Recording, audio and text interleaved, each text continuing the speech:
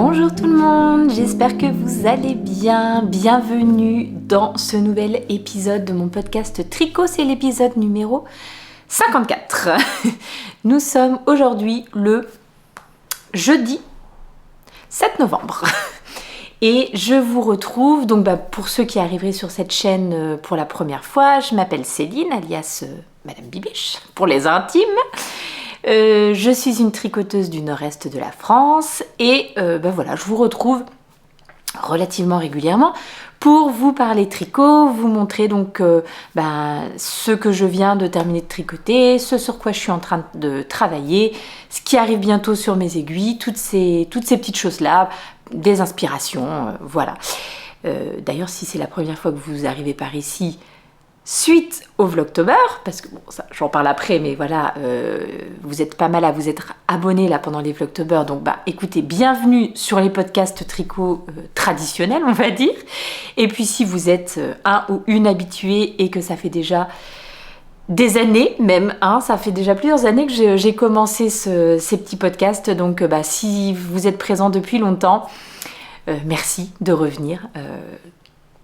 J'allais dire semaine après semaine, ça serait mentir vraiment, parce que là, le dernier podcast tricot là comme ça, il date du mois de septembre.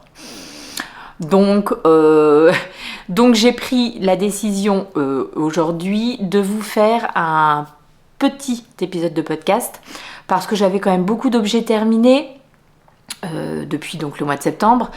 Mais que ça aurait fait vraiment trop long de venir et de tout montrer en une fois. Donc ce que j'ai décidé de faire, c'est que cette semaine je vous présente 3 objets terminés, les en cours et puis donc quelques acquisitions, quelques projets, voilà, des trucs comme ça.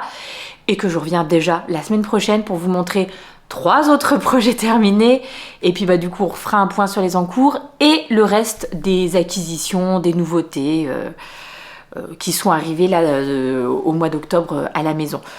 Comme ça, on a, plutôt que d'avoir un énorme épisode, on en a 2 sur les 2 semaines qui viennent et je trouve que ça sera plus facile. Et ça me permettra de ne pas parler pendant 2h30 et donc de terminer cet épisode complètement desséché. Du coup, dit-elle, et puis finalement, ça se trouve, elle va quand même parler pendant 2 heures. Donc on verra. On n'est pas à l'abri, mes pauvres amis, on n'est pas à l'abri.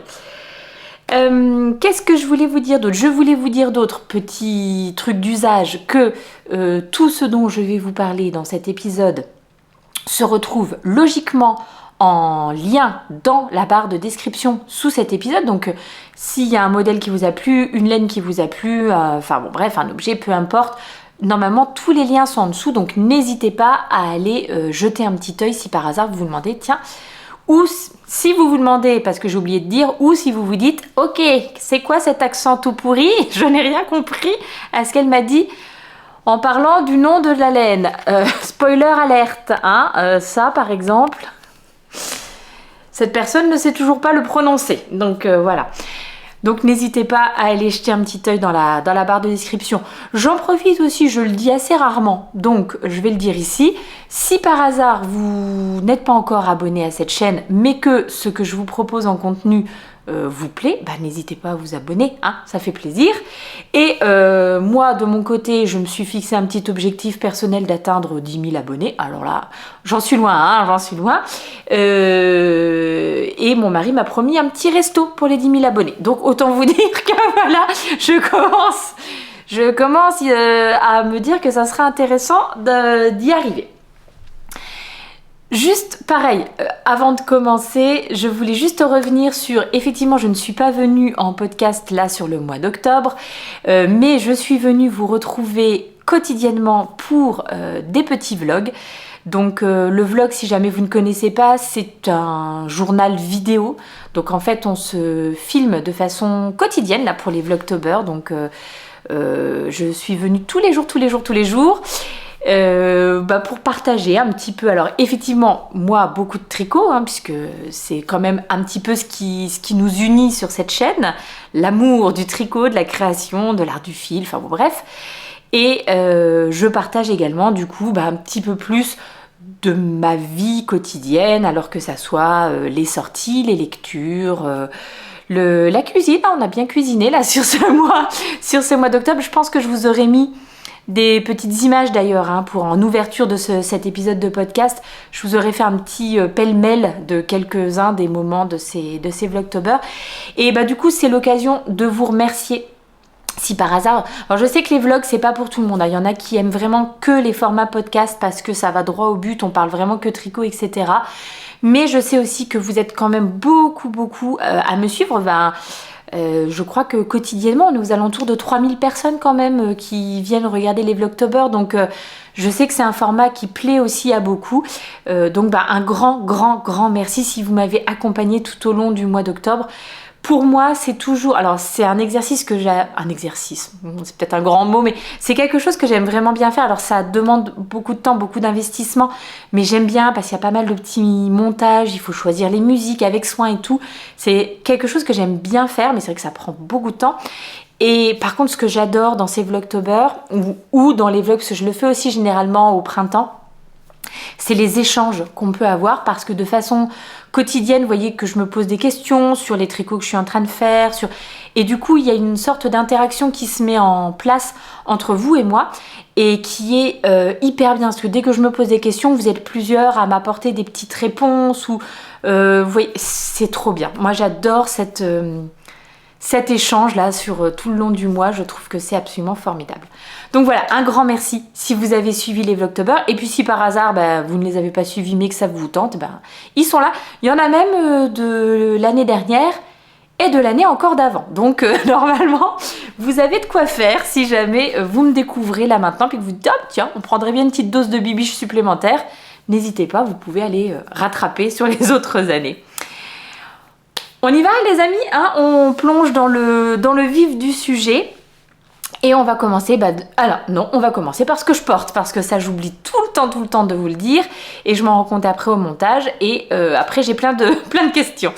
Donc ce que je porte aujourd'hui, c'est la Cumulus Blues de Petite Knit, donc voilà, un modèle que j'ai tricoté, il me semble l'année dernière, il n'y a pas plus longtemps que ça, et que j'ai tricoté grâce à la gentillesse de la marque Langyarn, qui m'avait envoyé pour me faire tester la Mohair Luxe de chez eux.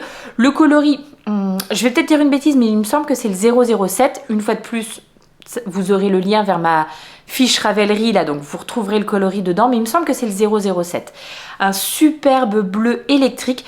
J'avais beaucoup hésité au moment de choisir la couleur, parce que c'est pas évident, ils ont une telle...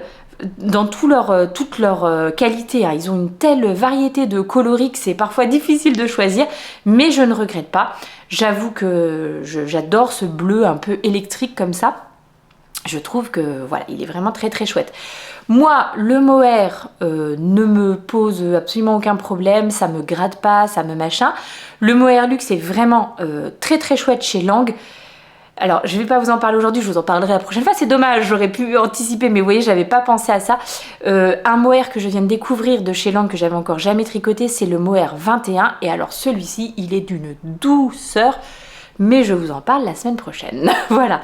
Donc, mais celui-ci est très bien. Une fois de plus, bon, moi, je suis pas du tout sensible, donc forcément, voilà. J'avais tenu le fil de mohair en double pour réussir à avoir l'échantillon. Je pense que j'avais dû tricoter une taille L. Une fois de plus, ça sera sur la fiche Ravelry, puisque sinon je vais vous raconter des bêtises. J'ai adoré tricoter ce modèle. Je trouve qu'il a un super tombé. Je le porte vraiment très régulièrement. Avec, là, vous voyez, juste un petit débardeur en dessous. C'est vraiment parfait. Il me tient extrêmement chaud. Là, chez nous, je peux vous dire que les matins, il commence vraiment à faire... fraîchou, la petite est partie ce matin avec un bonnet sur la tête parce qu'on a ressorti les doudounes, vraiment il fait très frais. C'est bien, voilà, je suis sortie comme ça avec mon manteau ce matin, c'était bien, c'est suffisant, pour l'instant il n'y a pas de problème. Que vous dire d'autre? Bon voilà, sur ce modèle pas grand chose de plus. J'ai agrémenté mon petit pull de ce magnifique pins qui m'a été offert par ma petite Véro qui va certainement passer par ici, donc j'en profite pour lui faire de gros bisous. Petit cadeau des Vlogtober, donc un grand merci. C'est un pins qu'elle s'est procuré, je pense, en tout cas il est en vente, mais je pense que c'est chez elle qu'elle a pris, sur le site de Laine et Tricot. Et je vous donne juste le nom de la designeuse, la créatrice, l'illustratrice, c'est Esther Benink. J'aurais mis le lien en dessous, mais voilà, dans le doute. Et elle m'en a offert 2, elle m'a offert donc celui-ci, le petit lapin, et j'ai également un renard que je vous présenterai donc la semaine prochaine. Ils sont magnifiques, mais vraiment splendides. Alors avec les reflets de la vitre, c'est pas simple, mais je pense quand même qu'on voit à quel point c'est superbe. Vraiment, je suis en amour de mon petit pins. Et puis voilà, je trouve que ça complète vraiment bien cette tenue. Allez go, cette fois-ci c'est parti et on va commencer assez traditionnellement les objets terminés par des chaussettes. Parce que oui, je suis quand même, pour ceux qui ne me connaissent pas, hein, qui arrivent, je suis une grande amatrice de tricot de chaussettes. J'ai découvert le tricot de chaussettes en 2020 et depuis, je crois que je suis tombée dans la marmite, hein, vraiment, j'en tricote énormément. Et notamment des chaussettes dans des laines autorayantes. Et qui de mieux? Non mais franchement, la championne des laines autorayantes, c'est quand même le bruit des aiguilles. Alors... Petite chaussette à la vanille en laine autorayante dans les laines du bruit des aiguilles. Hop. Anna. La base, c'est donc la 85-15 en fingering, 85 Merino Superwash 15% nylon. C'était un 50 grammes. Ça, c'est un truc que j'aime vraiment beaucoup aussi chez cette teinturière, c'est qu'il y a des écheveaux de 50 grammes. Et pour moi, quand je tricote une paire de chaussettes pour ma taille, donc un 37-38, avec des contrastants, le 50 grammes est nickel. Vous voyez ce qui me reste à la fin. Voilà. Le coloris, justement, à chaque fois. Margirgr. Le lien est en dessous. Le coloris principal et le petit contrastant, donc toujours du bruit des aiguilles, c'est rose. Et voilà ce que ça donne à la fin. Alors, il n'y a pas vraiment de recette. J'ai monté 64 mailles pour ma taille en aiguille de 25. Je tricote assez serré. Les chaussettes, c'est bien quand le tricot est plutôt dense parce que du coup, elles sont, de ce que j'ai remarqué, elles se tiennent mieux dans le temps et elles sont plus solides. Donc voilà, moi je sais que je tricote assez serré et ben assez serré en 2,25 c'est bien. Donc 64 mailles sur mes petites mini circulaires Xiaogu. J'ai fait des côtes de 2, tout simplement. Et ensuite l'autorayant, donc en jersey tout simple. Donc c'est-à-dire que vous ne faites que des mailles endroits, c'est parfait au kilomètre. Pendant, je pense, une quarantaine de rangs, j'ai attendu d'arriver, vous voyez, voilà, je voulais être entre deux bleus. Disons que je ne voulais pas, comme j'avais le coloris rose en contrastant, je ne voulais pas que mon talon tombe sur le coloris rose. Voilà, donc là parfait, j'étais entre les deux bleus, c'était très bien, ça le met bien en valeur, je trouve. Après c'est un choix, hein. On peut aussi choisir de s'arrêter à la rayure rose et du coup de faire son talon en rose pour faire une sorte de continuité. Mais voilà, j'ai choisi de faire un talon Fish Lipski Heel. C'est un talon qui est payant sur Ravelry, pas très très cher, mais c'est un talon que j'aime vraiment bien faire quand je tricote avec des laines autorayantes. Avec des laines autorayantes, on va aimer faire un talon qui ne coupe, enfin qui ne contrarie pas le rythme de répétition des rayures. Si vous choisissez de faire un talon à gousset dans lequel il va y avoir donc du coup à un moment plus de mailles sur vos aiguilles, le risque que vous avez, qu'il va avoir, c'est que les premières rayures ici, où on aura donc plus de mailles, les rayures seront plus petites. Moi, c'est pas ce que je voulais, j'aime bien que les rayures soient identiques. Donc là, on fait une pause, enfin, on fait une pause dans son autorayant, on prend le contrastant pour faire le Fish Lipski Heel. Pour moi, il a une belle définition, il fait pas de trous, enfin voilà, c'est vraiment celui que j'aime bien faire quand j'ai des autorayants. Et ensuite on reprend son coloris principal, toujours en rond. Là je sais plus pour combien de rangs j'ai tricoté, mais vous voyez j'essaye au fur et à mesure. et je m'arrête 5 cm avant la longueur totale de mon pied pour faire mes orteils, que je fais toujours de la même façon.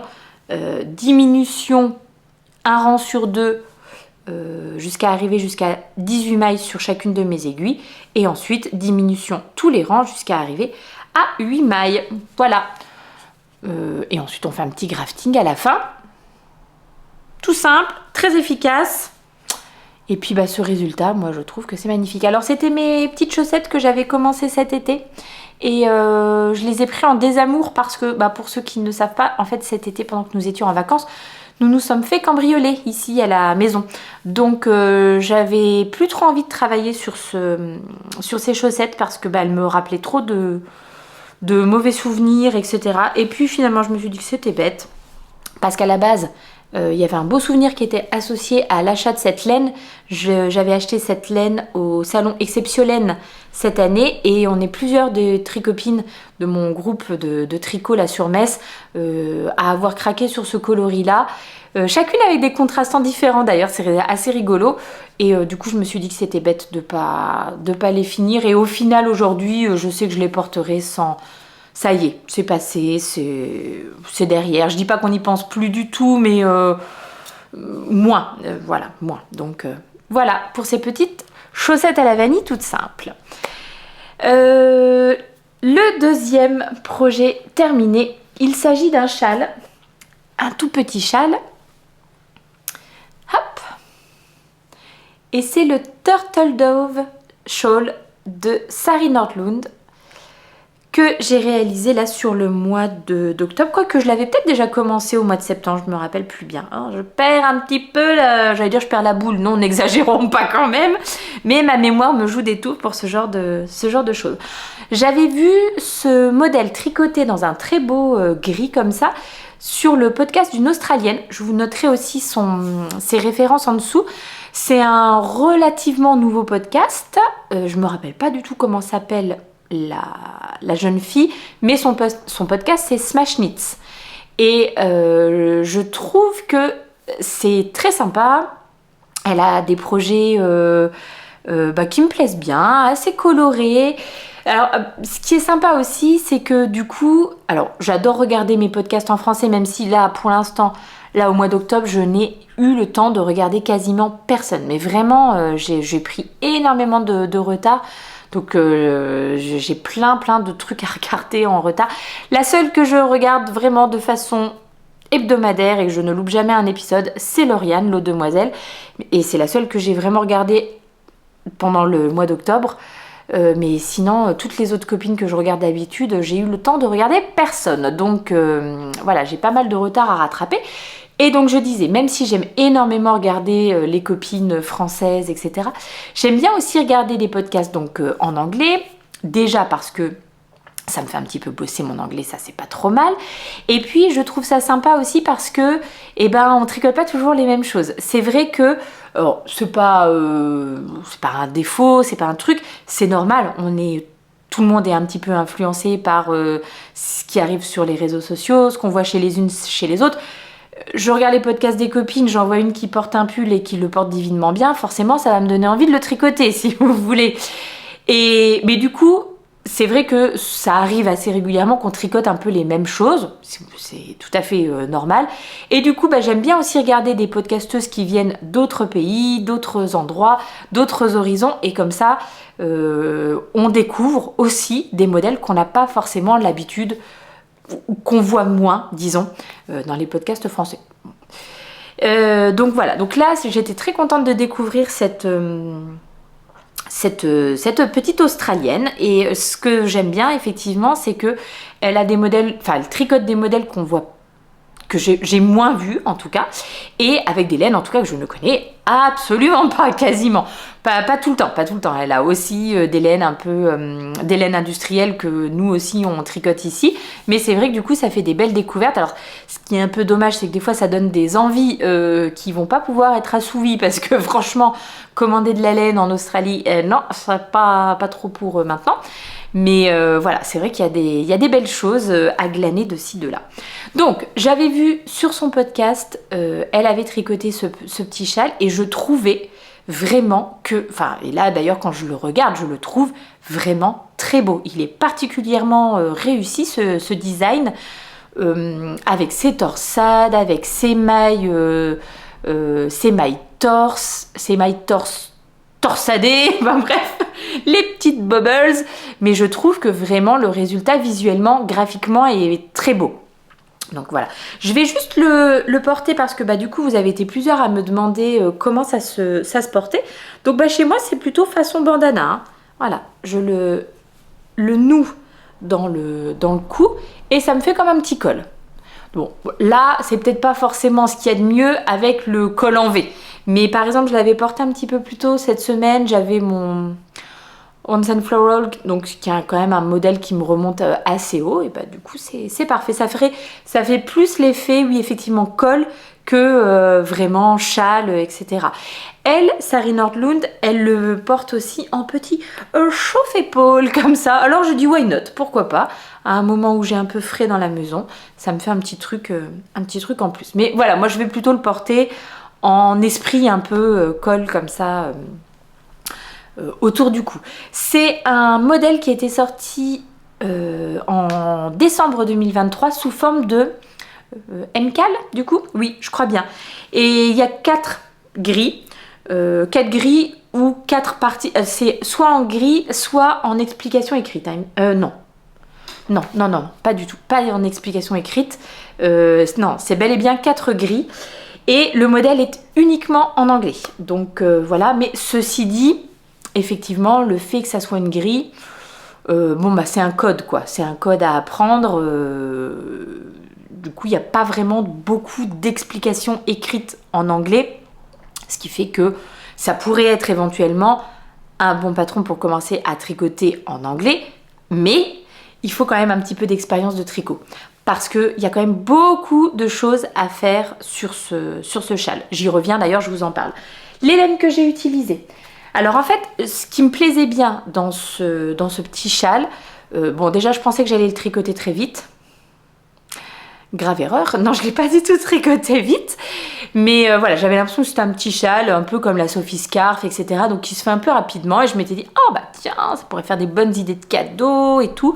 Bon en fait, je ne l'ai pas tricoté vite du tout, donc je ne sais pas si c'est une bonne idée de cadeau, en tout cas pour moi à réaliser.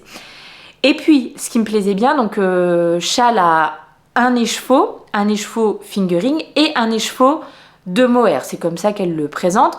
Bon, alors moi, c'était surtout que j'avais envie de liquider des restes de mohair. J'ai ce mohair de la marque Veritas. La qualité, c'est lisse. Je n'ai pas retrouvé les étiquettes. Donc Ah si, je pense que je dois l'avoir noté quelque part. Si, parce que je l'ai utilisé dans d'autres projets, donc je dois avoir quand même noté le numéro de la couleur. Donc elle sera indiquée là sur la fiche Ravelry que j'ai fait pour ce projet. Mais du coup, il est plus en vente ce mohair. Bref, c'est un mohair que j'ai depuis longtemps. Veritas, c'est une marque, si je dis pas de bêtises, belge ou néerlandaise, je ne suis pas tout à fait sûre, qui est en vente au Luxembourg. Alors moi, je pensais que la boutique avait fermé, puisqu'il y avait une boutique près de la gare à Luxembourg qui a fermé, et c'est notamment lors de cette fermeture que j'avais acheté plein de mohair chez eux en bradé, quoi, vraiment pas cher.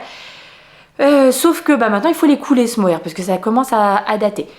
Et donc info pour ceux qui sont pas trop loin, quelqu'un m'a dit qu'il y avait toujours une boutique Veritas à Luxembourg. Je ne sais plus où. Je vous mets déjà le lien de la boutique internet de Veritas en dessous, parce que je pense que vous pouvez commander chez eux directement.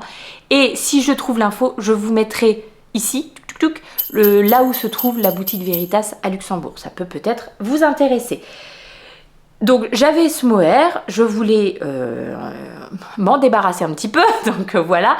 Et puis j'ai regardé avec quoi je pourrais le marier dans mon stash. Et j'avais deux écheveaux de pelote de Yavol Silk de chez Langyarn. Donc un peu dans le même type de coloris. Je me suis dit, tiens, je vais essayer de les marier ensemble. Je trouve qu'effectivement, ce petit rose poudré, ça va très bien. Le coloris, là, je peux vous le donner pour la Yavol Silk, c'est le coloris 119. Et donc, vous voyez que celle-ci a l'air non entamée. Effectivement, j'ai utilisé au final 55 grammes de fingering donc de ma Yavol, et 23 grammes de mohair. Donc techniquement, je pense que les pelotes de mohair, généralement, elles sont conditionnées en 25 grammes. Donc vous pourriez utiliser une pelote et soit vous avez un beau reste d'un écheveau de 100 grammes que vous avez tricoté, je sais pas, dans une petite paire de chaussettes. Bah tiens, typiquement, là-dedans, par exemple, vous voyez, moi j'utilise 45 grammes environ. Donc il pourrait me... Bon, j'utiliserai pas ça pour tricoter ça, on est bien d'accord, hein, mais un écheveau Oui, si j'avais un écheveau de 100 grammes, j'aurais utilisé peut-être 45 pour tricoter une paire de chaussettes. Il m'en resterait 55, peut-être des fois un peu plus parce que souvent les écheveaux de teinturier sont un petit peu plus généreux en poids ou en métrage. Donc bon, à peser. Mais voilà, ce que moi j'ai utilisé, c'est 55 grammes de ça et 25 grammes de ça. Donc autant vous dire que c'est pas grand chose, on peut peut-être aller avec des restes et en tout cas une pelote de mohair qui traînerait dans son stash. Donc ça peut être une bonne idée. Je l'ai tricoté en 3,5, c'est la taille qui est recommandée par la designeuse. Je n'ai pas fait d'échantillon parce que pour les châles j'en fais rarement. Au final, je crois au moment du blocage, j'avais les bonnes dimensions en le bloquant. Donc, ou peu ou prou les bonnes dimensions, sachant que moi je tricote quand même assez serré. Faites donc juste attention si vous avez peut-être plutôt tendance à tricoter lâche, effectivement, peut-être qu'il vous faudrait un tout petit peu plus de laine, de fibre pour le réaliser. Voilà, donc pourquoi je disais que peut-être ce modèle-là n'était pas adapté à des débutantes en tricot, c'est qu'il y a beaucoup de choses à faire sur ce châle. Comme vous le voyez, il y a quand même pas mal de torsades. Et donc là, vous avez une torsade, là, vous avez une torsade, là, vous avez une torsade. C'est 3 types de torsades différentes, mais bon, assez semblables hein, dans le rendu, mais disons qu'il faut pas s'en mêler les pinceaux. Ici, vous avez des mailles torse en torsade aussi 1-1, donc pareil. Il n'y a rien de difficile en soi, mais il faut être assez rigoureux et assez concentré sur son tricot. Voilà. Et par contre, donc ça c'est pour les rangs en droit. Bon, vous avez les bobbles aussi, c'est pas très difficile à faire non plus, mais voilà. Il faut être assez rigoureux et c'est surtout que sur les rangs en vert, en fait, il faut tricoter les mailles torse à l'envers pour qu'elles ressortent bien sur l'endroit. Une maille torse à l'envers, elle ressemble juste à une maille en verre classique, quoi. Donc, il faut quand même au moins compter ou savoir se repérer, ou enfin, voilà. Je trouve qu'il faut quand même avoir un tout petit peu de bouteille tricot avant de s'attaquer à ça. Clairement, si vous n'avez fait que du point mousse dans votre vie, peut-être c'est pas le meilleur des modèles par lequel ensuite passer à autre chose. Par contre, si vous êtes un peu aventurier, bien pourquoi pas, hein, voilà. Et une fois de plus, bon, moi voilà, il fallait que je sois quand même assez tranquille et qu'il n'y ait pas d'interruption toutes les 5 minutes pour pouvoir tricoter ce modèle. En revanche, sur la fin, parce que donc du coup j'avais fait la première partie assez rapidement, la deuxième j'ai mis du temps à la faire, mais vraiment longtemps. Et puis après je me suis dit non, c'est pas possible, je vais pas mettre 6 mois pour tricoter ce tout petit truc. Donc après sur la fin j'ai tricoté beaucoup sur ce châle exclusivement. Et du coup j'ai trouvé que c'était plus facile parce que j'avais vraiment la rythmique dans la tête et voilà, j'arrivais plus facilement. Donc peut-être aussi si j'avais tricoté que sur ça dès le départ et pas plein de projets différents et donc un petit peu par-ci, un petit peu par-là, peut-être aussi ça ne m'aurait pas semblé, alors je dis pas aussi difficile, mais voilà, il fallait vraiment que je sois attentive et bien concentrée sur mon tricot quand je le faisais. Voilà. Le rendu est super chouette. Qu'est-ce que je peux vous dire d'autre ? Non, je crois que j'ai tout dit. N'ayez pas peur de vous lancer parce que c'est de l'anglais, hein. N'ayez pas peur, vraiment je vous dis, c'est des grilles. Donc voilà. Ce qui est très joli, c'est que vous avez vu, hein, vous avez une petite finition en jersey double en jersey double de tous les côtés, donc la finition elle est faite en même temps, vous n'avez pas à tout reprendre à la fin. Lancez-vous si jamais vous avez jamais tricoté en anglais. Allez, je vous dis, c'est des grilles et donc juste la légende à chercher comment on fait telle ou telle torsade. Par contre, si vous avez déjà fait des torsades, des bubbles et tout ça, alors là, bon bah, aucune excuse. Hein. Voilà pour mon petit Turtle Dove. Je sais pas si je suis prête pour les... Je vois là qu'il y en a plein hein, qui viennent de terminer le Mystical de Steven West. Moi, je sais pas si je suis prête pour les Mystical. Alors, j'aime bien quand même voir à l'avance ce que ça rend. Et surtout, je crois que ma vitesse de tricot est pas assez rapide pour réussir. Si je m'engage dans un Mystical, je sais que j'aimerais le faire de façon... assidue, vous voyez, il y a un indice une semaine, je le tricote, mais je crois que j'y arriverai pas là. Celles qui ont fait le Go Go Dynamo en respectant les délais, chapeau. Je le mets là, hein, voilà, j'ai dit je le mets là, il nous tient compagnie. Oh bon, on le voit quasiment pas, c'est un peu nul mon truc, mais bon. Le dernier objet terminé que je voulais vous présenter aujourd'hui, il s'agit encore d'une petite paire de chaussettes, pas pour moi cette fois-ci. Une petite paire de chaussettes que j'ai tricotée pour ma petite dernière et il s'agit du Spooky Sock Set de Stone Knit, donc Charlotte Stone. En revanche, il y avait 2 patrons dans puisque c'est un set de 2 patrons de tricot qu'elle a créé un petit peu avant Halloween et qui ont été traduites en français par Éléonore Fil de Nuage. Donc voilà, et je ne me rappelle plus comment ça s'appelle. I Ain't Afraid of No Ghost. Voilà, de ce modèle-là. Il y en a un autre avec des sorcières. Et donc moi j'avais vu ce petit patron-là qui m'avait bien tapé dans l'œil. L'une d'entre vous très gentiment m'a offert le set.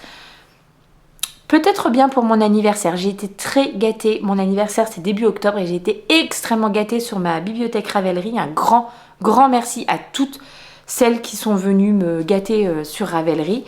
Voilà, donc l'une d'entre vous m'a offert ce set. Et en les regardant, je me suis dit, oh, j'ai trop envie de les faire pour la petite.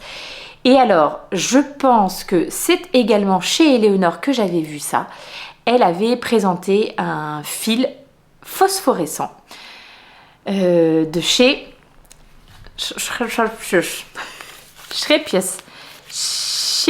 Non, je sais plus. Si, c'est ça. Bon, bref. Cette marque néerlandaise. Donc, le fil, c'est le fil Glow Up. Et donc, c'est un fil qui brille dans la nuit. Alors, je pense que je vais vous mettre une petite photo. J'avais essayé de les prendre en vidéo pendant les Vlogtober et en fait, parce que donc je les ai tricotés pour la petite, je lui ai dit que je lui faisais ce modèle-là, mais je ne lui ai pas dit que le fil blanc était un fil qui brillait dans le noir. Je voulais lui garder la surprise. Et donc j'ai filmé ça pendant les Vlogtober, le jour où je lui ai donné ses chaussettes et je lui ai montré qu'elle brillait dans le noir. Et bah à la caméra, on ne voyait rien du tout. Alors je pense que c'est parce que j'ai une petite lumière rouge qui est allumée pour me signifier que ça filme, et je pense que c'est à cause de la lumière rouge, parce que à l'œil nu, nous on voyait que c'était phosphorescent, mais aux images, rien de chez rien. En tout cas, c'est pas grave, l'effet waouh a été là quand même, elle était hyper contente. Mais du coup, voilà, je vais être obligée de vous mettre une photo parce que sinon, vous serez obligé de me croire sur parole que ça marche vraiment, ça marche très très bien. Ça marche du feu d'ailleurs, elle me dit, c'est la petite. Elles ont été portées, hein, ces chaussettes déjà. Elle les a mises donc pour l'instant juste dans la maison et je pense que c'est comme ça qu'elle les portera, ma pépette. De toute façon elle les met ces chaussettes tricotées de temps en temps dans ses chaussures, mais celles-ci elles sont un petit peu épaisses, je vais vous en parler après, et je pense qu'elle les portera plutôt comme petits chaussons. Et puis c'est tellement fun pour elle de les avoir aux pieds la nuit, elle porte ses chaussettes la nuit la petite, du coup elle se met sous les couvertures pour bien voir que ça brille bien et tout ça. Donc voilà, donc elles ont déjà été portées, ça se voit un petit peu, hein, elles commencent voilà, à feutrer légèrement, mais je pouvais pas les garder et ne pas les lui faire porter, justement pour Halloween et tout ça. J'avais promis qu'elle les aurait à ce moment-là. Et si j'avais pas tardé à enregistrer cet épisode de podcast, ça aurait été le cas. Donc voilà. Pour les autres laines, ce sont que des restes que j'avais dans mon stash. Alors, soit des choses à moi, soit des choses... je sais que ma Sabrina Choupi m'avait envoyé tout un superbe colis. Ça, je sais que ça vient de chez elle. Tout un superbe colis avec plein de magnifiques restes dedans. Donc, elle m'avait dit pour ma couverture de restes. Mais en fait, comme il y en a vraiment pas mal, ce sont des laines à chaussettes. Je les utilise plutôt, vous voyez, joliment dans des chaussettes que tout de suite dans la couverture de reste, parce qu'il y a quand même des beaux restes, hein. Celui-ci il est assez conséquent, on a encore de quoi tricoter avec. Et les couleurs, en fait, c'est la petite qui les a choisies. C'est-à-dire que, alors elle m'a tout de suite dit qu'elle voulait du violet pour ses chaussettes, puisque c'est sa couleur préférée. Donc elle a choisi ce coloris-là dans les violets que j'avais disponibles. Un peu quand même conseillé, parce que ce qu'elle préfère, elle, c'est des violets un peu plus clairs, mais j'avais peur que ça ne fasse pas bien ressortir les petits fantômes. Donc voilà. Et puis les autres coloris, donc ça c'est sur le modèle de base, hein, le fait que vous avez une petite bande à ce niveau-là. Et d'ailleurs, je me demande si la petite bande ne se répète pas au niveau des orteils, mais moi en tricotant là, en faisant 2 répétitions des fantômes, j'arrivais déjà, elles sont un tout petit peu grandes pour elle. Elle fait un petit 32 et c'était déjà un tout petit peu grand. Alors c'est pas très grave, elle les portera du coup peut-être un petit peu plus longtemps. Mais du coup, voilà, j'allais pas en plus rajouter le fait de remettre une petite bande contrastante à ce niveau-là, parce que sinon ça aurait encore rajouté des centimètres et c'était peut-être pas l'idéal, quoi. Ce modèle-là se décline donc en 3 tailles et personnellement j'ai tricoté la plus petite des 3 tailles, donc 56 mailles à la base, sachant que pour le tricot du jacquard, il y a quelques augmentations, pas énormes, on arrive à 60 mailles. Une fois de plus, je tricote très serré. Et en plus, quand je tricote du jacquard, je tricote encore plus serré. Je ne sais pas quelle est cette malédiction, mais voilà. Donc de peur que quand même son petit pied ne passe pas, c'est bien, mais c'est tout juste, il aurait pas fallu plus petit. Donc j'ai monté 56 mailles en aiguille de 25 pour que quand même ça lui tienne un petit peu à sa petite cheville, son petit mollet qui n'est pas très épais. Ça va, ça tient, c'est bien. Je suis ensuite passée, donc j'ai fait mes petites côtes. Ensuite, donc on a un rang d'augmentation. Et là, je suis passée sur des aiguilles de 5 pour tricoter le jacquard. C'est bien.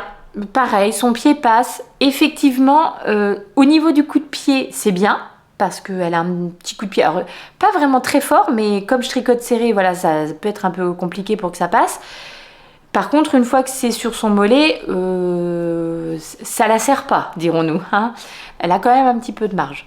Mais c'est le compromis que j'ai trouvé pour qu'elle passe le coup de pied dedans et que mon jacquard soit pas trop serré. Enfin, voilà. L'un dans l'autre, franchement, surtout si elle les porte en petits chaussons, aucun problème.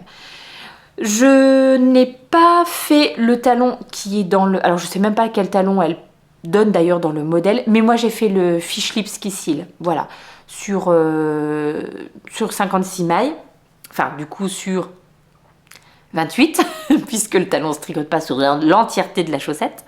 Voilà, j'ai préféré faire le talon que je fais d'habitude, parce que j'ai déjà tricoté d'autres chaussettes de Charlotte Stone. J'avais fait le talon qu'elle recommandait dans son modèle, et je trouvais que, notamment au niveau là, des raccords, sur les côtés, c'était pas, ça me faisait un trou, quoi. Alors après ça peut être un peu comblé en reprenant du fil et en venant refermer, mais là c'est, voilà, j'ai préféré faire mon fish lips dont j'ai l'habitude et c'était très bien. Et puis donc après je vous dis, j'ai fait 2 répétitions du motif et j'arrivais déjà un petit peu au-delà de la taille à laquelle normalement j'aurais dû m'arrêter, et j'ai choisi, comme vous le voyez, de faire les talons et les orteils en contrasté pour un côté un petit peu rigolo. Alors ça l'a fait triper, elle adore. Je sais pas si du coup elle aura vraiment, elle mettra toujours bien au même pied sa chaussette, ou si elle s'en fichera, mais voilà. Très mignon ce petit modèle, très rapide. Alors la Glow Up, je dois bien dire que ça n'est pas la laine, enfin c'est pas de la laine, donc c'est pas la fibre la plus sympathique à tricoter, parce que c'est un 100% acrylique. En plus, elle est plus épaisse, c'est-à-dire que là, je me suis rendu compte là pendant les Vlogtober que mon surnom de Mamie Bibiche vraiment prenait tout son sens. Je suis là. Voilà, il faut que je prenne rendez-vous chez l'ophtalmo. 50 grammes, vous avez 105 mètres, donc c'est plutôt une catégorie DK. Donc forcément, c'est plus épais que les fils de fingering que j'ai utilisés. Une fois de plus, c'était pas la paire de chaussettes la plus agréable à tricoter du fait de ce fil, de la différence d'épaisseur de fil, du fait de ce fil en 100% polyester. Moi, je trouve que le 100% polyester, hein, c'est pas pour faire ma snob du tricot, mais je trouve que c'est désagréable pour moi sous les doigts. Bah, c'est du plastique, hein, donc je trouve que c'est pas agréable pour moi à tricoter. Le fil se dédouble énormément, mais vraiment énormément, donc ça aussi il fallait faire attention. Il y a d'ailleurs des endroits où j'ai certains de mes petits fantômes qui ont un petit fil qui ressort. J'ai pas eu la foi de redéfaire, etc. Hein. C'est pas grave, mais voilà, je vous le dis, c'est pas un fil très agréable. Par contre, vu que c'était un petit projet et que l'effet vraiment était là, et ben je suis contente de l'avoir tricoté, mais je tricoterai pas ça à longueur d'année, quoi, dirons-nous. Donc voilà, regardez la petite merveille que je m'étais commandée pour l'occasion chez Tessa. Ah là là là là, petit marqueur Progress Keeper comme on veut, ceux-là. Moi je m'en suis servi comme marqueur, mais c'est vrai qu'ils sont sur des anneaux où vous pouvez les défaire, donc ça peut être aussi un Progress Keeper. Petit fantôme, je le trouve particulièrement adorable, et puis bah ça allait formidablement bien avec ce projet. Oui oui, j'en suis là mes amis, hein. J'accorde mes anneaux marqueurs au projet que je suis en train de tricoter, hein. La fille est un petit peu elle est atteinte, hein, elle est atteinte. Et ce que je lui avais commandé d'autre, ce sont ces petits marqueurs hop, citrouille que j'avais vu chez Lauriane. Pareil, regardez-moi la délicatesse de ce travail, c'est absolument somptueux. Et elle a eu la gentillesse de me joindre ce petit marqueur chapeau de sorcière pailleté. Il est absolument trop croquignol. Ah, j'adore. Vraiment trop mignon. Donc je suis ravie de ma commande. Et puis bah oui, j'aime vraiment bien avoir mes petits marqueurs, voire le sac à projet à accorder avec le tricot. Mais où va-t-on, ma bonne dame, où va-t-on? Donc voilà, ça c'était un des petits plaisirs que je me suis fait durant ce mois d'octobre. C'est une petite commande chez Tessa. Les liens sont en dessous, bien entendu. Maintenant, il est temps de passer aux encours qui sont au nombre de 2. Je suis assez raisonnable. Il faut dire aussi que comme il y a 2 ans maintenant, ouais 2 ans, j'ai de nouveau des douleurs dans mon épaule droite. La tendinite est de retour. Donc je pense que je vais essayer de prendre assez rapidement un rendez-vous là chez l'ostéo, enfin pour pas trop laisser traîner. Je prends un mélange curcuma, poivre noir et tout, ce qui me fait du bien. Mais voilà, je sens que c'est revenu. C'est pas aussi douloureux pour l'instant qu'il y a 2 ans, mais il faut quand même que je fasse attention. Donc bah oui, hein, du tricot, mais pas non plus des tonnes. Et je pense, parce que l'année dernière j'ai pas eu ça, donc et je pense que ce qui était différent l'année dernière, c'est que je faisais du sport. Une fois par semaine, et mine de rien on faisait quand même pas mal de travail sur les bras, donc je pense que je vais essayer de faire ça à la maison, au moins 2 petites séances de sport par semaine pour un petit peu aider. Bref, 36-15 ma vie, oui 36-15 hein, pour les plus jeunes. Voilà, alors 2 objets en cours, et le premier qui maintenant... Ah si, il tient encore. Tiens, il tient encore sur les aiguilles. Le premier, il s'agit du châle croisière de Marianne Munier, Marguenet. C'est tellement joli, c'est tellement beau. Du châle croisière qui, au moment où je vous parle, n'est pas encore sorti puisqu'il sort demain, vendredi 8 novembre.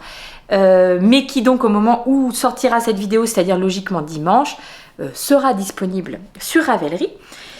Et donc Marianne très gentiment m'a contactée, je pense au courant du mois d'octobre, pour me demander si je voulais, alors non pas tester le châle, puisqu'il avait déjà été testé par tout un petit cortège de testeuses, mais pour me demander si je voulais le tricoter en une sorte d'avant-première, avant sa sortie. Et j'ai dit oui, parce que là, complètement influencée par Lauriane, l'eau demoiselle, c'est sûr, mais c'est mon modèle, de toute façon. Complètement influencée par Lauriane, j'ai découvert le tricot de châle à un écheveau, et je trouve que c'est vraiment très très chouette pour écouler, parce que en fait, quand j'ai fait mes premiers festivals, moi j'ai craqué sur des écheveaux de laine à chaussettes ou non, puisque je ne savais pas à l'époque, et pour pas avoir l'impression que je ne faisais pas des dépenses de folie, je prenais un écheveau, parce que j'avais craqué sur la couleur, que machin. Et au bout d'un moment, qu'est-ce qu'on en fait de ces écheveaux solitaires? Et donc notamment celui-ci, c'est un écheveau de chez Woolbags, sur lequel j'avais craqué je crois qu'elle faisait une vente style solde, des staches, je ne sais plus exactement. Et donc c'est un 100% Merino Superwash, donc de chez Woolbags, 400 mètres, 100 grammes, très classique, et le coloris c'est Grown Up Pink, et je l'ai acheté, je pense, il y a bien 3 ans, 4 ans peut-être même, donc 3-4 ans. Donc il était dans mon stage. Je ne pouvais pas en faire des chaussettes puisqu'il n'y a pas de nylon dedans, donc c'est un peu hasardeux, on risque d'avoir des trous beaucoup plus rapidement si on ne tricote pas une laine qui contient du nylon. On risque, c'est pas une obligation, mais voilà. Et puis j'avais pas forcément de quoi la sortir dans mon stage au moment où, j'avais pas forcément de quoi. Donc là je me suis dit, châle à un écheveau, banco, on y va. Donc j'ai accepté, et voici là où j'en suis. J'ai pesé hier, j'étais à un peu plus de 20 grammes de laine qui me restait. J'ai retricoté un petit peu hier soir, donc maintenant je pense que je suis passée sous la barre des 20 grammes. Ce qui veut donc dire que, vu que c'est ce sur quoi je vais travailler aujourd'hui, il est possible qu'il soit terminé peut-être demain pour la sortie, et en tout cas, clairement, ce week-end, il sera fini. Donc je pense que ça sera un objet terminé que je vous présenterai la semaine prochaine. Sur lequel je reviendrai du coup un peu rapidement, puisque je ne vais pas vous redire 500 fois les mêmes choses. Écoutez, un petit modèle vraiment très simple. Alors, plus qu'un modèle, vraiment une petite recette, parce qu'à la limite, effectivement, moi, il va être en un écheveau, et il sera très bien, vous voyez, pour faire un petit tour comme ça sera parfait. Il sera en un écheveau, mais rien ne vous empêche, par exemple, de le faire en plus, il n'y a aucun problème. C'est... Voilà, je suis tout emmêlée. C'est une petite recette de comment faire cette dentelle qui se répète sur 12 rangs, me semble-t-il. Attendez voir, la bibiche calcule, et là, vous savez, c'est compliqué. Ouais, c'est ça, sur 12 rangs. C'est une petite dentelle en quinconce, vraiment extrêmement simple pour le coup, vraiment aucune difficulté là. Le modèle bien entendu est disponible en français, j'imagine qu'il sera disponible en anglais aussi, puisque beaucoup de ces modèles sont aussi traduits en anglais, mais voilà, en tout cas en français. Que vous dire de plus? Hyper facile. Une fois qu'on a pris le pli de comment ça se fait, je trouve qu'on arrive même bien à se repérer dans son tricot. Donc voilà, a priori, je ne pense pas avoir fait d'erreur quand je regarde comme ça, non.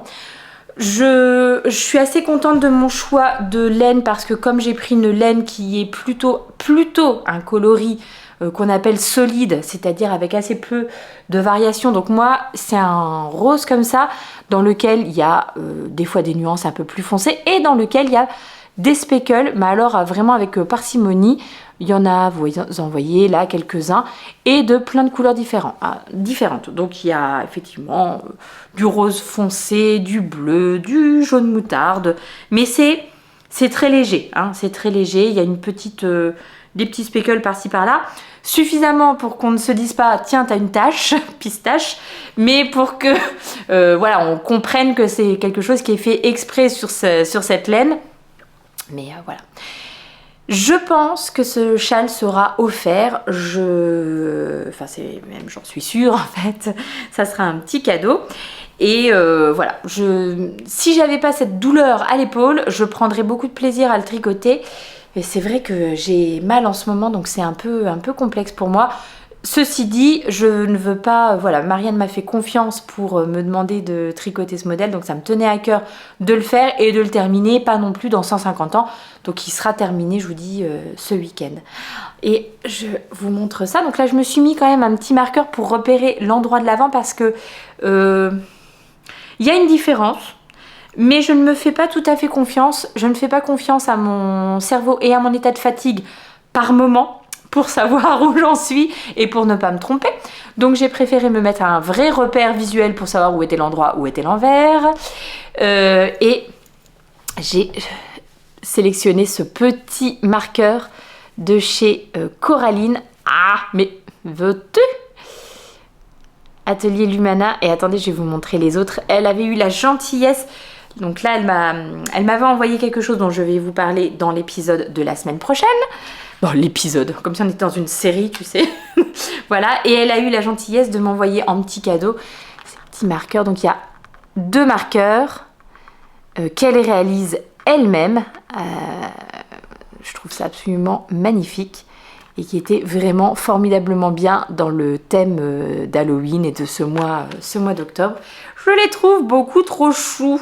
Ces petits marqueurs en bois, c'est très léger, donc idéal pour mettre justement comme ça sur les tricots. Ça n'abîme pas, ça tire pas trop, hein, ça tire pas sur la maille qui est marquée, donc c'est vraiment parfait. Voilà, j'adore ce petit modèle, je trouve qu'il sera, il sera parfait. Alors moi, il est prévu pour un cadeau parce que il y a quelqu'un dans mon entourage qui a besoin d'être gâté en ce moment. Mais vous vous doutez bien, je me le serais bien gardé quand même, hein, parce que c'est mes couleurs, c'est les couleurs que j'aime bien. Et puis, celui-ci, il va grandement bénéficier du lavage et du blocage. Je vous donnerai, avec un écheveau, je vous donnerai les dimensions quand il sera terminé. Mais là, rien que, vous voyez, rien que quand je tire dessus, il a une capacité d'élongation assez phénoménale du fait de la dentelle. Et puis, je pense qu'on verra même encore mieux la dentelle une fois qu'il sera lavé et bloqué. Donc voilà pour le petit croisière qui est sorti à l'heure où vous voyez cette vidéo. Donc n'hésitez pas à aller jeter un œil. Et encore merci Marianne de m'avoir fait confiance. Le deuxième en cours, dans ce très très beau sac de chez Bobine de Fil Aiguille, je vous en reparle. Le deuxième en cours, il s'agit d'un pull. Ah, je suis en train de me dire, je vais peut-être l'essayer. On va voir. Donc, il s'agit d'un pull.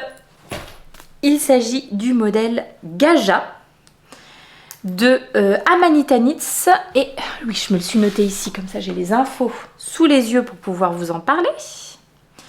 Alors, j'essaye de le mettre bien parce que il y a plein de petites pièces différentes. Je vous le montre à l'envers. Voilà. Enfin, 2 pièces différentes, mais qui depuis sont réunies. Donc, ça sera pas mal. C'est impossible de vous présenter ce coloris convenablement. J'ai beau filmer avec des lumières différentes, avec à des moments différents, des endroits différents, ça ne ressort jamais de la bonne couleur. Là, je vois que la laine, effectivement, elle est contrastée. Hein. C'est une laine, une laine contraste, enfin, avec des petites variations dans la couleur. Mais là, quand je vous le montre comme ça, on a vraiment l'impression qu'elle est très contrastée. Or, ça ressort vraiment beaucoup à la caméra et pas autant dans la vraie vie. Il est également un petit peu plus sombre, un petit peu plus profond à l'œil nu. Je ne sais pas quoi vous dire. C'est impossible de le montrer convenablement. Je vais vous montrer, en tout cas, les chevaux que j'ai pas encore bobinés. Alors, je vais essayer de vous le montrer. Non, il est trop clair. Là, c'est pas mal. Là, c'est pas mal. Là, c'est pas mal. C'est pas mal. Et là, c'est trop clair. En tout cas, les zones claires ressortent beaucoup trop claires là quand je vous le montre comme ça. C'est de la laine qui vient de chez Bulbe Bizarre et c'est son coloris prune. Il ressemble pas mal au coloris velours. Je crois que velours est probablement un peu plus, peut-être un peu plus froid. Je ne sais pas. Oui, Pauline, je dis peut-être n'importe quoi. Moi, je suis pas teinturière. Sur sa base, sock super fine. Donc le coloris prune, c'est un 100 grammes... Mamie Bibiche, 100 grammes, 400 mètres, hein, tout à fait classique. Et je lui avais pris 4, j'avais fondu, vraiment craqué sur ce coloris quand elle l'avait présenté l'année dernière. Je me rappelle plus, elle avait dû faire une petite série de vlogs elle aussi au mois d'octobre, quelque chose comme ça. Et donc elle avait présenté ce coloris et j'avais complètement craqué dessus. Je suis frustrée de ne pas pouvoir vous montrer convenablement la couleur. Je vous jure, ça m'énerve. Et alors vraiment pour preuve, c'est pas que j'affabule ou que machin, quand je l'emmène au tricoter et que les copines de tricoter le voient, elles m'ont dit mais ah oui, ça ressort pas du tout. Quand tu le montres à la caméra, on a l'impression que c'est une sorte de bordeaux et non, c'est un violet profond, nuancé certes, mais clairement pas aussi nuancé que ce que vous voyez là, donc je ne sais pas quoi vous dire. Donc voilà, je lui avais pris 3 écheveaux et j'en ai déjà bobiné 2. Donc le premier qui est là et qui est déjà bien entamé, le deuxième qui est ici qui est un peu entamé parce que au départ je pensais alterner mes écheveaux. Donc je m'étais dit, je tricote un petit peu avec l'un, un petit peu avec l'autre et ensuite, quand je rejoins en rond, je ferai un rang sur 2. Le truc, c'est que sur le côté de ce pull, il y a une petite fantaisie de mailles glissées et que je ne savais pas comment gérer ça au moment où je m'y serais retrouvée dans... Parce que quand on alterne les écheveaux, on tricote de façon hélicoïdale et il y a des mailles qui ne sont pas tricotées, qui sont juste glissées et elles sont tricotées au rang suivant. Et le problème, c'est que comme il y a un rang, on fait une certaine chose, enfin les rangs pairs ont fait une certaine chose, les rangs impairs ont fait une autre chose, pour ce petit détail, je me suis dit les rangs où je vais les endroits où je vais changer mon écheveau, est-ce que je vais me rappeler si c'était un rang pair, un rang impair, est-ce qu'il faut... J'ai préféré ne pas me compliquer la tâche, d'autant plus que je me suis rendu compte qu'en fait, la teinture était vraiment pas du tout... Alors, elle est nuancée, mais une fois de plus, pas autant que ça, pas autant que ce que j'ai là, mon retour caméra. Et je trouvais qu'il n'y avait pas de grosse différence dans les bains, enfin dans les écheveaux. Donc voilà. Là j'ai presque l'impression qu'on pourrait dire où c'est et en fait bah non parce que c'est là. Non, je crois que de toute façon il y a le coloris est assez varié pour que ça... Ah là, non, ça y est, c'est parti. Bon, voilà. Bon bref, ce pull Gaja, je le tricote dans la taille M qui normalement devra me donner une circonférence de 114 cm au niveau du buste. Il est recommandé avec une aisance de 20 cm. L'échantillon est très bizarre, je pense que cette designeuse doit tricoter encore plus serré que moi, c'est dire. Elle le tricote en aiguille 4 et moi en aiguille 3,5. J'avais le bon échantillon en nombre de mailles et encore j'étais un tout petit peu au-dessus, mais pas grand chose. Par contre, j'ai pas du tout le bon échantillon en longueur. Et alors ça peut être un problème pour les quantités de laine et ça peut être un problème puisque le début du pull est tricoté donc par morceaux. Donc vous faites d'abord le dos et en nombre de rangs, donc pas en centimètres. Donc moi j'ai tricoté mon dos, puis après j'ai tricoté mes 2 demi-devants et logiquement ça aurait été le moment de les rejoindre en rond. Alors sous les bras, sauf que ce sont des manches montées et il tombe, comme il est un petit peu large, les manches commencent un petit peu plus basses que vraiment ici aux épaules quoi. Je vais le passer après, je pense, pour vous montrer. Donc voilà, donc quand j'avais fini de tricoter mes 2 demi devant et mon dos, bon bah clairement ça faisait quand même un petit peu short, hein, ça m'arrivait vraiment trop haut. Donc j'ai décidé de tricoter un petit peu sur le dos et sur le devant pour arriver, après que je l'ai passé et j'ai vu que mes bras passaient bien dedans et que c'était pas problématique, donc voilà. Le pull Gaja, sa petite particularité, c'est bon bah la petite tresse que je vous ai montré là, le petit détail sur le côté, mais c'est surtout la dentelle qui va courir là sur tout le long du bras. Logiquement, dans ce patron, qui m'a d'ailleurs été offert par l'une d'entre vous, donc un grand merci. Bah d'ailleurs, Véro, c'est toi qui me l'as offert celui-ci, je crois bien. Il me semble. Ce patron, il y a 2 versions dedans, la version du pull et la version du cardigan. Donc ça peut être assez sympa. Moi j'ai choisi de faire le pull. Il est normalement présenté avec des manches 3/4, mais personnellement je vais tricoter les manches longues, puisqu'a priori je vais plutôt le porter vraiment automne, je pense automne, fin de printemps, mais les manches longues seront quand même nécessaires, je pense. Et je vais le porter avec, avec rien en dessous, ou avec un truc uni. Bon, je verrai bien, mais a priori il sera porté avec rien en dessous. Enfin, si, la même chose, un petit débardeur en dessous, quoi. Donc voilà. Donc ce qu'on commence par faire, c'est tricoter ces 2 petits panneaux de dentelle. Ensuite, on vient raccrocher sur les panneaux de dentelle le dos. Donc le dos, ça bien que je vous montre le dos du coup. Donc le dos, on vient tricoter un certain nombre de rangs avec des rangs raccourcis et quand on a fini nos rangs raccourcis, ensuite des augmentations de chaque côté pour les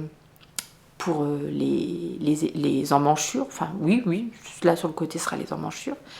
Des augmentations ou seulement pour le devant les augmentations? Non, sur le dos il n'y a pas du tout d'augmentation, c'est seulement sur le devant. Suis-je bête?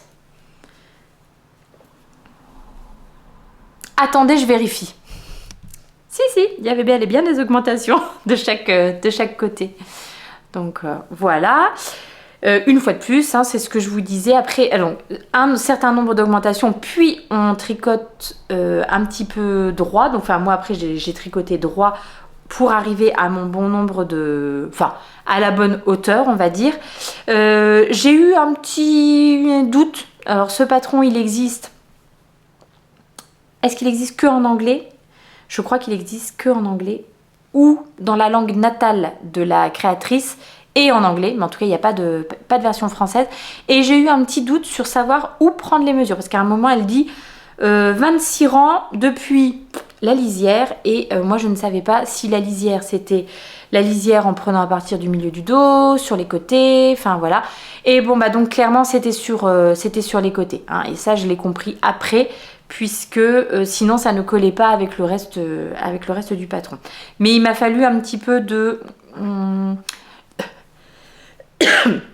Pardon, il a fallu que j'aille voir un petit peu sur les projets qui avaient déjà été tricotés et les personnes qui ont mis des photos de leur progression. Comme ça, je pouvais voir un petit peu à l'œil combien de... Est-ce que ça rendait comme ce que moi j'avais fait ou pas tout à fait. Et c'est comme ça que je me suis rendu compte que effectivement, la mesure se prenait en fait à partir de ici sur le côté et pas au milieu du dos comme ce qu'on aurait pu penser.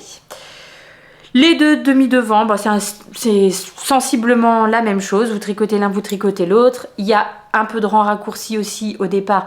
Puis des augmentations, et cette fois-ci des augmentations des 2 côtés pour creuser, enfin pour créer le col en V.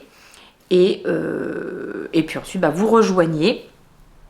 Et pareil, après j'ai tricoté quelques rangs tout droit pour arriver à ma bonne hauteur et donc pouvoir rejoindre en rond. Donc là maintenant je tricote je tricote en rond, il n'y a vraiment pas, c'est du jersey. La seule chose à faire c'est donc la petite manip là sous les bras pour faire le petit détail qui sera bien joli. J'ai décidé donc de ne pas alterner les échauds comme je vous ai dit, sauf quand je vais arriver quasiment à la fin de celui-ci, je vais peser quand il me restera genre 10 grammes. Avant de passer à mon deuxième écheveau, je vais faire quelques rangs quand même où je vais tricoter avec les deux, donc de façon hélicoïdale. Et là, je me placerai de ce côté-là, ce qui fait que mes changements de fil interviendront dans le dos. Et a priori, j'ai quand même, comme généralement, vous savez, c'est 3 mailles. C'est sur 3 mailles que ça se fait, 3 mailles qu'on glisse avant de reprendre le fil qui était en attente. Donc, ce que je ferai, c'est que je commencerai ici et logiquement, j'aurai tout le dos avant de pouvoir être complètement passé à mon deuxième écheveau. Ouais, je vais le passer, puis comme ça, je vous montre un petit peu ce que ça donne. Alors, je ne sais pas du tout si on sera encore cadré pareil, parce que je vous dis, je le passe.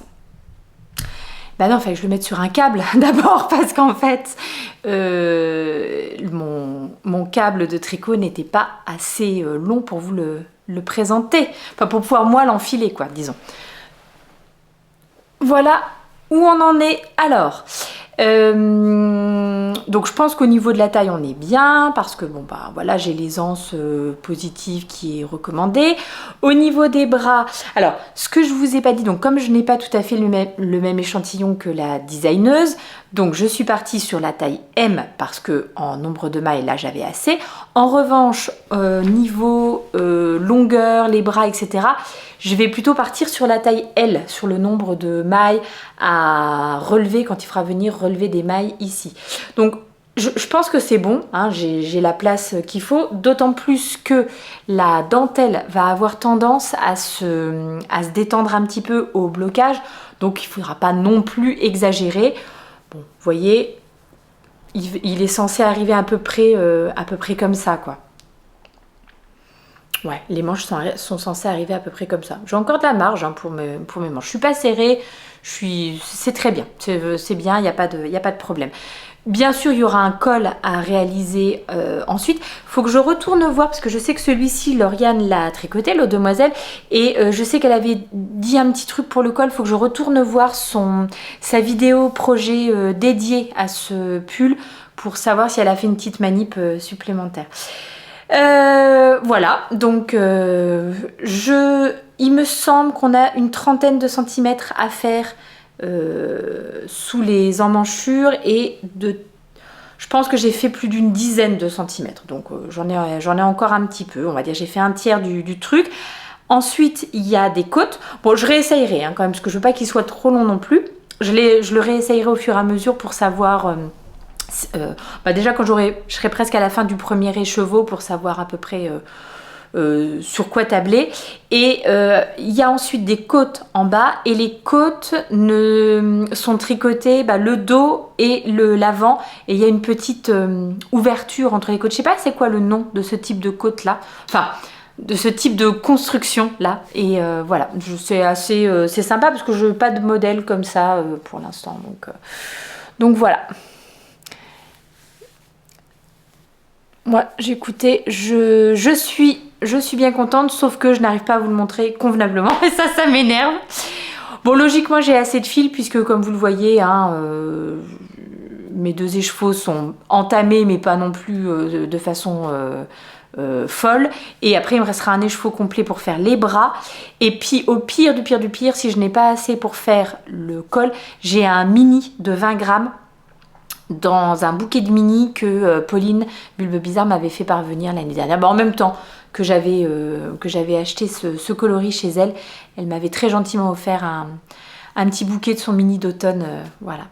Je repasse mon autre pull parce que mine de rien, les bras à l'air, ça caille. On est bien dans son petit mohair. J'ai fait tomber, mais oui, j'ai fait tomber mon pull. Et alors, essayons de ne pas... Voilà, hein, tirer sur le câble et que je me retrouve pas avec des mailles parties. La dernière chose que je voulais vous montrer, hop, sur ce petit pull. Donc, je me suis mis un marqueur de progrès parce que maintenant que je suis sur du jersey en rond, bon, c'est pas passionnant, hein, voilà, on va pas se mentir, donc pour se voir un petit peu avancer. Donc là, maintenant que je vous l'ai montré, je vais le déplacer, comme ça la semaine prochaine, on verra comment j'ai avancer. Il faut vraiment pas que je tire sur mon truc. Et j'ai également mis un petit contre-rang en début de mon rang pour savoir si je suis sur un rang en droit, sur un rang envers. Et puis ça me donne une petite indication aussi, comme je sais qu'il me fallait 34 rangs pour faire 10 cm. Voilà, ça me donne une petite indication de est-ce que j'ai déjà passé les 20 cm ou pas encore. Bon, bah pas encore, malheureusement. Donc voilà, et ces deux petites choses-là viennent de chez Alicia Concept. C'est un petit, des petits produits qu'elle m'avait offerts voilà, pour me faire découvrir son travail. Et donc bah, je les utilise et je me permets de vous les montrer. Hop, et de vous donner ces références dans la barre de description, si par hasard ça vous intéresse. Voilà le Gaja. Donc eh ben, on se retrouve la semaine prochaine avec celui-ci. Il ne me reste que à vous montrer un dernier petit craquage du mois d'octobre. Oh oui, oui, un dernier petit craquage. Là, franchement, je me suis fait un petit plaisir. Elle les avait annoncés sur Instagram. J'avais dit, ok, très bien, merci, j'en veux un. Et donc quand elle a fait sa vente, alors en plus c'était un mercredi, enfin c'était un jour à 18 h où logiquement il y a l'entraînement de rugby. Et je ne sais pas pourquoi cette fois-là on n'y a pas été. Bref, il y a eu un truc. J'étais dispo. 18h01, j'avais commandé. Alors c'était compliqué parce que j'ai hésité entre plusieurs modèles. Mais j'avais tellement peur qu'il me passe sous le nez. Voici ce sur quoi j'ai craqué. Un magnifique petit compagnon, c'est le nom de ce sac à projet de chez Bobine de fil aiguille. Hop là, de chez Solène. Donc je suis assez fan hein, de son travail. J'ai mon range aiguille, c'est de chez elle. J'ai au moins 4 sacs à projet de chez elle. Au moins 4. Oui, je suis assez fan de son travail, je crois qu'on peut le dire. Donc, elle a utilisé des tissus d'une illustratrice qui est aussi assez active sur Instagram, qui s'appelle Lixi Illustration, je crois bien, je vous mets ses références en bas, et qui fait régulièrement des collections donc, de tissus. Et celui-ci est absolument splendide, avec les petites souris, les petits cucurbitacées, les champignons. N'en jetez plus, c'est pour la bibiche. Il est en plus, alors, moi je trouve qu'il a vraiment une bonne contenance. Hein. Clairement, un projet pull, un projet châle, ça irait très bien dedans. Bon, moi personnellement, j'avais mis autre chose que je vous présenterai la semaine prochaine. La petite anse pour pouvoir éventuellement le tenir, se balader avec, formidable. Elle a rajouté un marqueur dans le thème « Veux-tu te mettre bien ?» Voilà, c'est une petite feuille d'automne trop choupinette. Décidément, je n'arrive pas, je ne m'en sors pas. À l'intérieur, vous avez vraiment beaucoup de place et notamment une très grande poche. Alors, hop, ça c'est sa petite... son petit nom. Et puis donc, vous avez une très grande poche à l'intérieur dans laquelle moi j'ai mis des aiguilles pour rentrer les fils, des bloqueurs, des machins. Et dans la toute grande poche, j'avais mis les laines, comme ça vous voyez un petit peu. Oh, vous voyez rien du tout, donc c'est très bien, on pourra en reparler la prochaine fois. J'ai vu que là en ce moment, elle est en train de préparer des petits sacs. Alors j'en ai un aussi que j'ai pas pris là pour vous montrer, mais j'ai vu qu'en ce moment elle est en train de travailler sur ça. Des sacs à projet en patchwork de Liberty. C'est tellement... Bon, moi je suis vraiment le Liberty, hein, c'est ma vie. Et donc voilà, elle est en train de faire... Alors en patchwork... C'est tellement beau, c'est d'une délicatesse incroyable. Moi, j'en ai déjà un comme ça chez elle, donc je ne sais pas si je vais recraquer, sauf si elle en fait des petits... Je ne sais pas. Je ne sais pas, mais en tout cas, celui-ci, vraiment magnifique. L'arrière est en velours. C'est splendide. Vraiment, très beau travail. J'ai adoré tricoter. Alors, je ne vais pas le ranger tout de suite. Je vais encore en profiter au mois de novembre. Je passerai au truc vraiment Noël. Là au mois de décembre, enfin Noël, hiver, etc. Mais là je vais encore profiter tout le mois de novembre de celui-ci. il est temps que je remette un petit projet dedans. Bon, déjà, je vous le remonte la semaine prochaine quand je vous montrerai ce que j'ai tricoté. Ceux qui ont suivi les Vlogtober, no surprise, hein, vous n'allez pas être trop étonnés, vous savez déjà.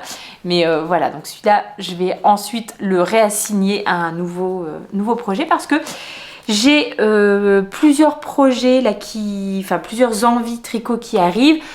Plusieurs envies et plusieurs besoins parce que je vous ai dit, hein, il commence à faire frais. La petite, elle est partie donc ce matin avec un bonnet sur la tête.